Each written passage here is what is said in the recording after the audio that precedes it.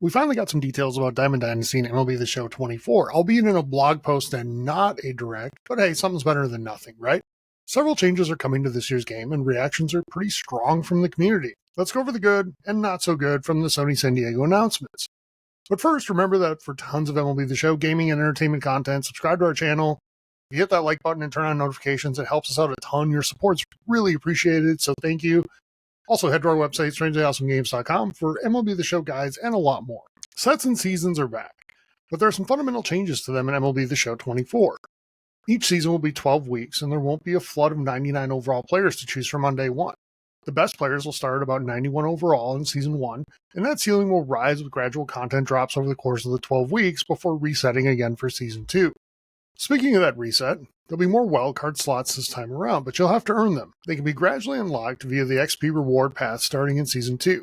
I like this change, and I like that there aren't just 4 of them available to everybody right from the beginning. The concern is that you can have a 99 overall pitcher on the bump starting in Season 2 against a squad full of gold players, but I think the benefit outweighs this.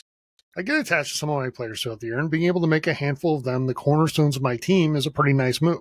Also, when we get into later seasons, you'll be able to justify spending one of your wildcard slots on a dominant reliever if you want to, without feeling like you're wasting your wildcard slot.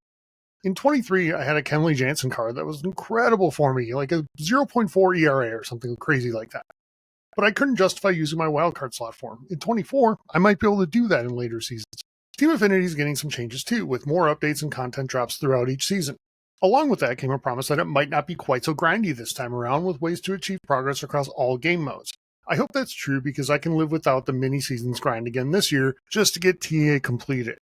TA will also have multiple chapters per season, with Chapter 1 hitting at launch, Chapter 2 in mid-April, and Chapter 3 in May for Season 1. Other key changes are that the Flawless reward for BR is now unlocked at 10-0 rather than the previous 12-0. Events also going to last for 2 weeks now, and ranked seasons will offer exclusive program rewards that you can earn in ranked solo or co-op.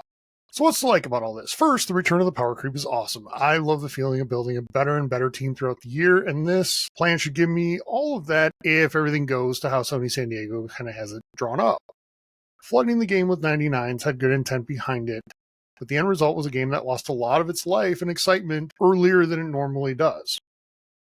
Second, this is an interesting, promising way of keeping sets and seasons intact, but also giving players that feeling of constantly improving their team. Making rewards sellable again is a fix for a problem that didn't need to be created in the first place, and changing the threshold for BR Flawless should increase engagement in that mode too. I like the 4 wildcard slots. I really like that you have to earn them over time too. It rewards players who play a lot, but doesn't tilt the balance of competition too much against players who jump in after launch. Finally, the biggest W here is that Live Series matters again.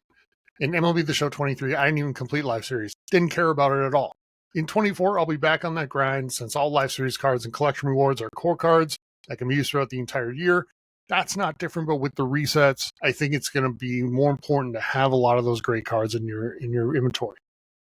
On top of that, it'll be fun to see some teams loaded with silver and gold players at the start of different seasons.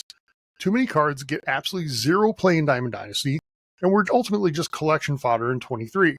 If everything goes to Sony San Diego's vision, that should change in 24. So what do you like about the Diamond Dynasty changes? Let us know in the comments. Be sure to like this video, subscribe to the channel for more on MLB The Show gaming and entertainment. Also, head to our website at strategize.com for MLB The Show guides and a lot more. Have a great day, everybody.